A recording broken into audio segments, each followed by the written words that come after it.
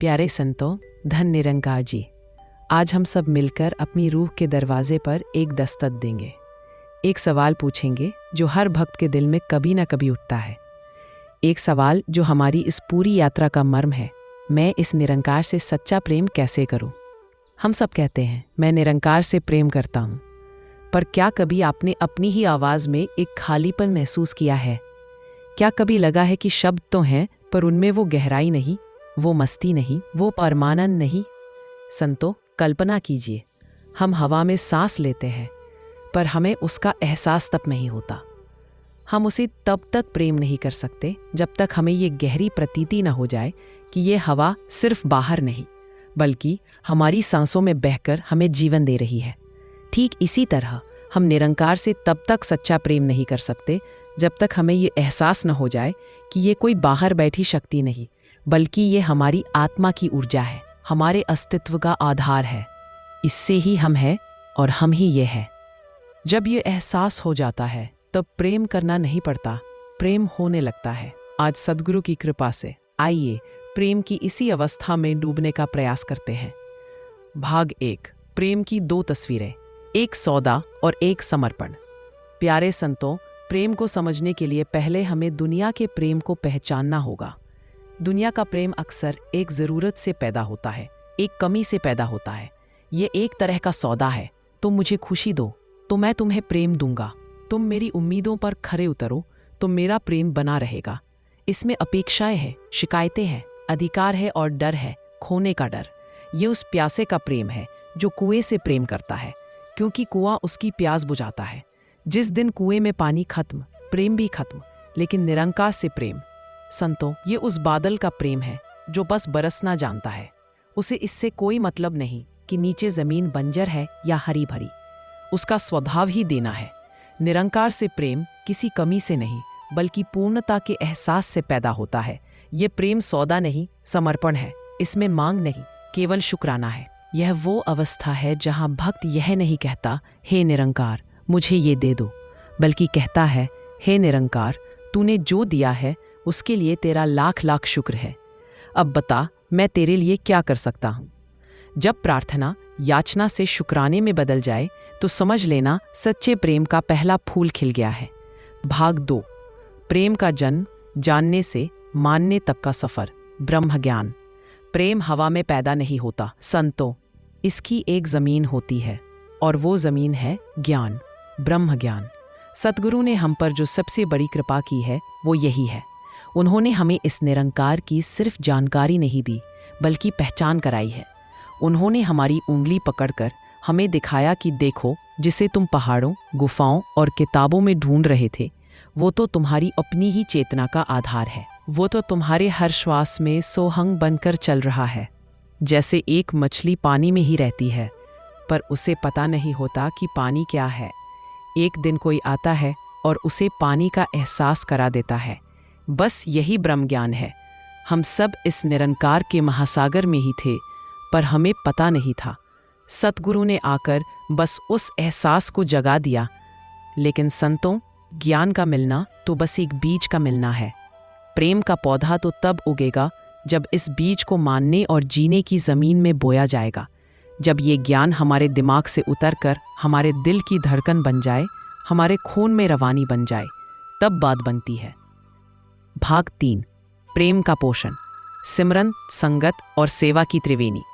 बीज को पौधा बनाने के लिए 3 चीजें चाहिए, पानी, खाद और धूप।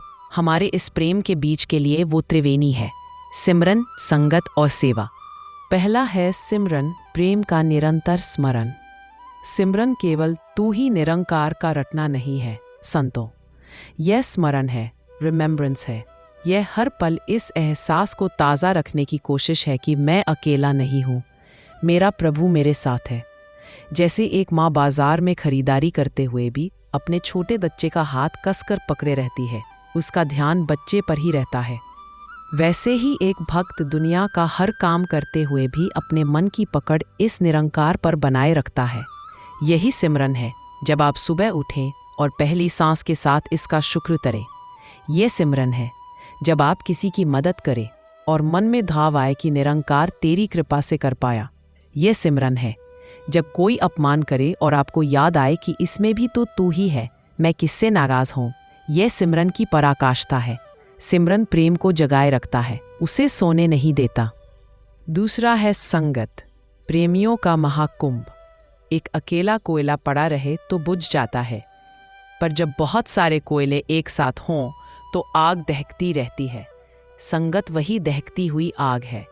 जब हम घर पर होते हैं तो माया दुनियादारी की हवा हमारे प्रेम के दिए को बुझाने की कोशिश करती है, पर जैसे ही हम संगत में आते हैं, हजारों जलते हुए दियों की गर्मी और रोशनी से हमारा बुझता हुआ दिया भी फिर से रोशन हो जाता है। संगत में आकर हमें पता चलता है कि इस रास्ते पर हम अकेले नहीं हैं। दूसरों के धाव सुनकर, उनके अनुभव सुनकर हमारा विश्वास चट्टान की तरह मजबूत हो जाता है। संगत वो चुंबकीय क्षेत्र है जो हमारे बिखरे हुए मन को खींचकर एक दिशा में, निरंकार की दिशा में केंद्रित कर देता है। तीसरा है सेवा, प्रेम की मूक भाषा। संतों, जब प्रेम बहुत गहरा हो जाता है तो शब्द छोटे पड़ जाते हैं। तब प्रेम कर्म के द्वारा व्यक्त होता है, और प्रेम का सबसे सुंदर कर्म है सेवा। मैं आपको एक छोटी सी कहानी सुनाता हूँ। एक संत थे, वो रोज संगत में झाड़ू लगाते थे, पूरी लगन से कोना कोना चमका देते थे। एक दिन एक नए व्यक्ति ने उनसे पूछा, बाबा आप रोज इतनी मेहनत क्यों करते हैं, कोई और कर लेगा। संत मुस्कुराए और बोले, बेटा जब मैं झाड़ू उठाता हूँ तो मैं जमीन का कूड़ा साफ नहीं करता, मैं अपने मन का अहंकार साफ करता हूँ। जब मैं झुककर सेवा करता हूँ तो मैं निरंकार के आगे झुकता हूँ। हर एक तिनका उठाते हुए मैं इसका शुक्र करता हूँ कि इसने मुझे इस लायक समझा कि मैं इसके घर को साफ कर सकूं। ये झाड़ू नहीं, ये मेरे प्रेम की अभिव्यक्ति है, मेरी प्रार्थना है। संतों, यही सेवा का भाव है। सेवा चाहे तन की हो, मन की हो या धन की, जब सेवा मैं करता हूँ इस भाव से ऊपर उठकर मुझसे करवाई जा रही है कि भाव से की जाती है, तो वो सेवा निरंकार के चरणों में चढ़ा हुआ सबसे खूबसूरत फूल बन जाती है। भाग 4, प्रेम की कसौटी और प्रमाण, जीवन में बदलाव। सच्चा प्रेम केवल एक एहसास बनकर नहीं रह सकता, वो आपके जीवन को बदल देगा। उसकी पहचान क्या है? उसका प्रमाण क्या है? प्रमाण है आपके व्यवहार में नरमी। जब दिल प्रेम से भरा हो तो जबान कठोर हो ही नहीं सकती।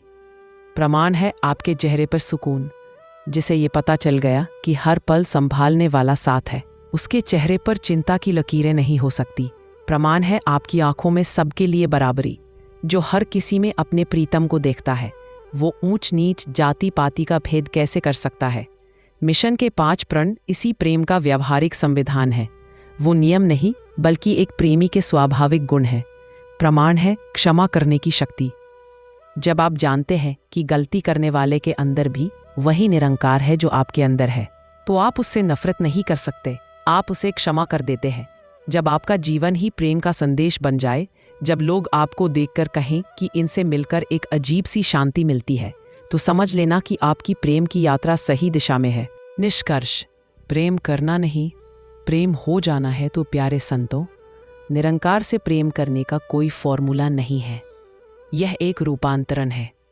यह करने की अवस्था से होने की अवस्था तक का सफर है। सूरज यह कोशिश नहीं करता कि मैं रोशनी करूं, रोशनी उसका स्वभाव है। फूल यह कोशिश नहीं करता कि मैं खुशबू फैलाऊं, खुशबू उसका स्वभाव है।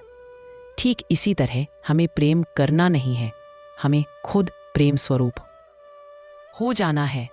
और इस यात्रा में जब भी मन भटके, जब भी लगे कि प्रेम कम हो रहा है, तो बस एक काम करना, दौड़कर सद्गुरु के चरणों में चले जाना, क्योंकि सद्गुरु ही वो साकार स्रोत है जहां से हमें इस निराकार के प्रेम की ऊर्जा निरंतर मिलती रहती है। वो हमें फिर से याद दिला देते हैं कि हम कौन हैं और हमारा असली रिश्ता इस निरंकार से क्या है। आइए हम सब मिलकर अरदास करें, हे निरंकार, हे सद्गुरु, हम पर ऐसी कृपा करो, ऐसी रहमत बरसाओ कि हमारा रोम रोम तेरे प्रेम से सराबोर हो जाए, हमारी हर सांस तेरा शुक्राना करे, हमारा हर कर्म तेरी बंदगी बन जाए और हमारा पूरा जीवन ही प्रेम की एक जिंदा मिसाल बन जाए। हम सब इस प्रेम के महासागर में गोते लगाते रहे, यही कामना है। धन निरंकार जी। प्यारे संतों, एक छोटी सी अरदास और है। अगर इन विचारों ने आपके दिल को छुआ है, अगर आपको आत्मिक शांति का एक कण भी महसूस हुआ है, तो इस ज्ञान के प्रसाद को केवल अपने तक सीमित न रखें। इस प्रेम के पैगाम को आगे औरों तक भी पहुंचाएं, क्योंकि एक दिए से ही दूसरा दिया जलता है। जब हम इस सत्य की आवाज़ को और रूहों तक पहुंचाने का माध्यम बनते हैं, तो ये भी निरंकार की एक बहुत सुंदर सेवा ही है। और इस ज्ञान की धारा से, सद्गुरु के इन विचारों से निरंतर जुड़े रहने के लिए आप इस सत्संग के डिजिटल परिवार का हिस्सा बन सकते हैं, ताकि जब भी कोई नया विचार साझा हो, वो आप तक सहज ही पहुंच जाए और हमें एक दूसरे के विश्वास से बल मिलता रहे। सद्गुरु हम सबकी ये छोटी छोटी सेवाएं स्वीकार करें। धन निरंकार जी।